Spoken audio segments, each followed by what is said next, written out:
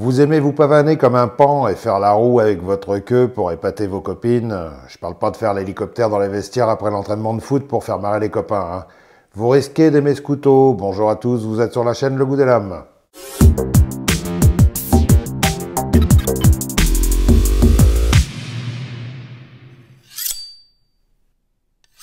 Aujourd'hui, je vous présente un nouveau-né de la marque Shanzhou. Et quand je dis nouveau-né, j'exagère pas du tout, c'est leur tout premier pliant. Il s'appelle Piffle, ce qui veut dire pan. Dans ta gueule.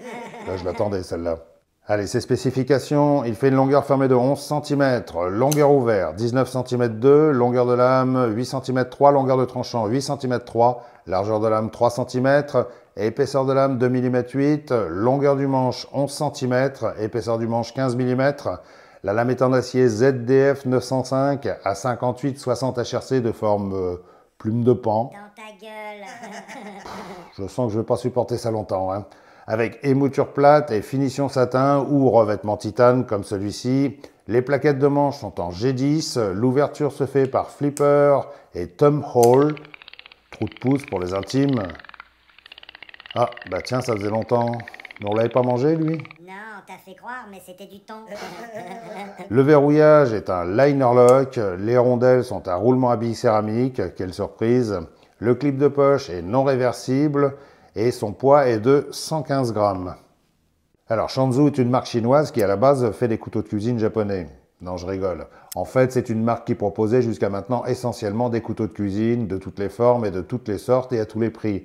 Et a priori, leurs couteaux sont assez réputés, mais bon, je n'y connais pas grand-chose, donc je n'ai pas d'avis sur ça. Et ils ont décidé de se lancer dans les couteaux de poche, et ce Piffle est leur tout premier bébé. Je peux dire qu'il est assez réussi, même s'il révolutionne pas le genre, hein.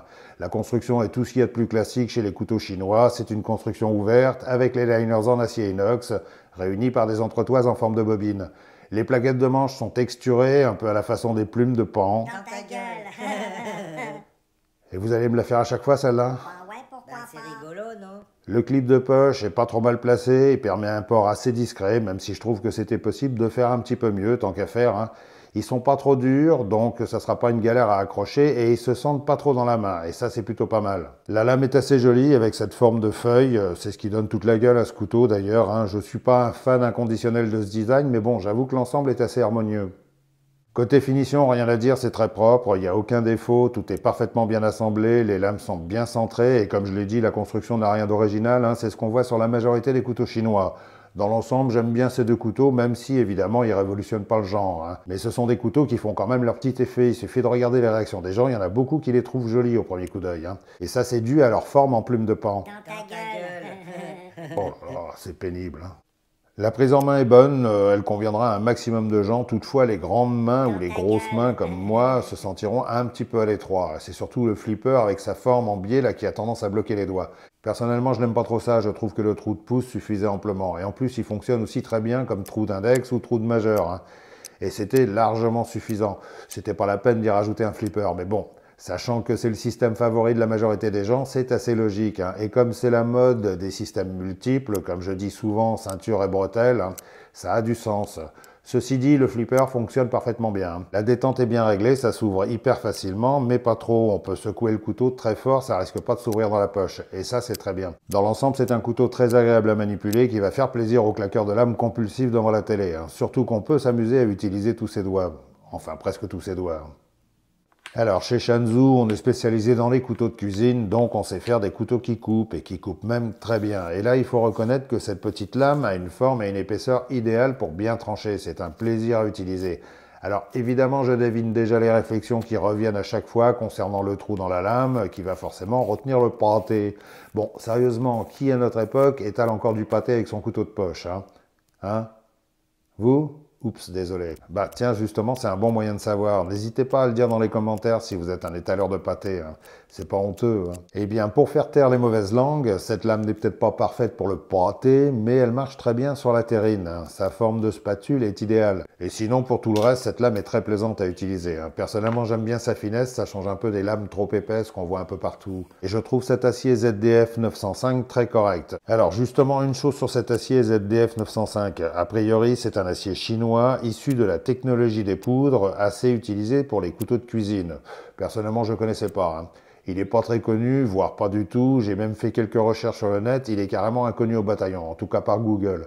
Alors, d'après Shanzhou, c'est un acier chinois poudré composé de 0,93% de carbone, 14% de chrome et 0,48% de molybdène. Avec ça, vous êtes bien avancé, vous vous coucherez moins bête ce soir, hein. Vous avez vu, hein, dès qu'on donne les spécifications des aciers, ça fait tout de suite grand spécialiste, hein. J'aurais même peut-être dû faire une petite animation PowerPoint pour faire encore plus spécialiste. Je rigole, hein. Mais bon, pour ceux qui comprennent rien aux formules chimiques à la con, ce qu'il faut surtout retenir, c'est que c'est un acier poudré. Donc a priori, c'est un acier de qualité supérieure. Et étant donné que les aciers issus de la technologie des poudres sont plus complexes à fabriquer, ils sont donc plus chers, mais censés être meilleurs. C'est un peu comme le AR RPM9 développé par Artisan Cutlery. Je ne sais pas qui fabrique ce ZDF 905, mais maintenant les Chinois développent leurs propres aciers supérieurs, donc on risque de le rencontrer un petit peu plus souvent, autant que le D2 en tout cas. En tout cas, il semble être de bonne qualité, hein. J'ai trouvé qu'il tient plutôt bien son tranchant et il n'a pas l'air d'être compliqué à affûter. Rapidement, je vous fais une comparaison de taille avec des couteaux de style très différents comme le Benchmade Bug-Out que tout le monde connaît, le Concept Main Street de Monsieur Pinkerton et le DPX East F avec sa lame de 5 mm d'épaisseur. Là, on a vraiment des couteaux de genre très différents, hein. Et j'en profite également pour vous montrer la pochette fournie avec les pifoles. C'est assez classique maintenant chez les couteaux chinois, toile épaisse, moumoute à l'intérieur et fermeture à zip, hein. Comme ça, vous pouvez trimballer votre couteau avec vous sans trop risquer de vous faire embarquer, hein. Après, ça dépend aussi de votre tête. En conclusion, je trouve que pour un premier jet, ce pifole est plutôt réussi, hein. Et moi, je le trouve assez joli avec sa forme de plume de pan. Dans ta gueule. Aïe. Pan dans ta gueule. T'es malade. Tu l'as cherché, celle-là. Et même si en général je n'aime pas trop ça, il faut reconnaître que le flipper est très rassurant, hein, pour tous ceux qui ont peur pour leurs doigts. Alors, écoutez bien ce que je vais vous dire pour m'éviter de répéter, je sais que c'est difficile pour beaucoup d'entre vous. Ce couteau est actuellement vendu 59 € sur le site de Shanzhou, avec les frais de port offerts, et a priori pas de frais de douane puisqu'ils ont des stocks en Europe. Et en utilisant le lien que je vous ai mis en description, vous avez 8% de réduction sur le couteau. Peut-être même sur les autres, hein, ça reste à tester. Je pense que vous savez tous maintenant comment aller dans la partie description, hein. Et comme je suis vraiment très cool, je vous donne la possibilité d'en gagner en participant à un petit concours facile. Alors les règles sont simples. En 1, il faut être abonné à cette chaîne. Et en 2, il faut mettre un pouce et laisser un commentaire avec le hashtag pendant ta face, comme ça s'écrit à l'écran. Et en précisant la couleur du couteau que vous voulez, hein. Je pense que c'est assez simple comme ça. Le concours est réservé aux Français de métropole et je vérifie systématiquement si les règles sont bien respectées. C'est un vrai tirage au sort fait dans les règles et le résultat sera annoncé dans environ 5 jours sur Instagram, Facebook et dans la partie communauté de cette chaîne.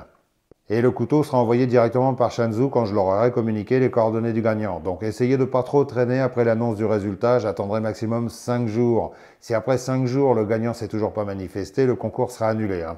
Parce que je ne referai pas de nouveau tirage au sort, c'est trop long et trop compliqué.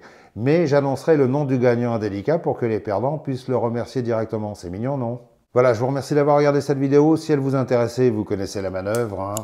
N'oubliez pas de vous abonner et de laisser votre petit commentaire sur ce couteau, ne serait-ce que pour dire si vous êtes un véritable étaleur de pâté avec votre décès, hein. N'oubliez pas d'utiliser le lien qui se trouve en dessous, même si c'est juste pour aller voir le site de Shanzhou en touriste. Je vous souhaite bonne chance pour le concours et prenez soin de vous et surtout restez bien affûtés. Salut!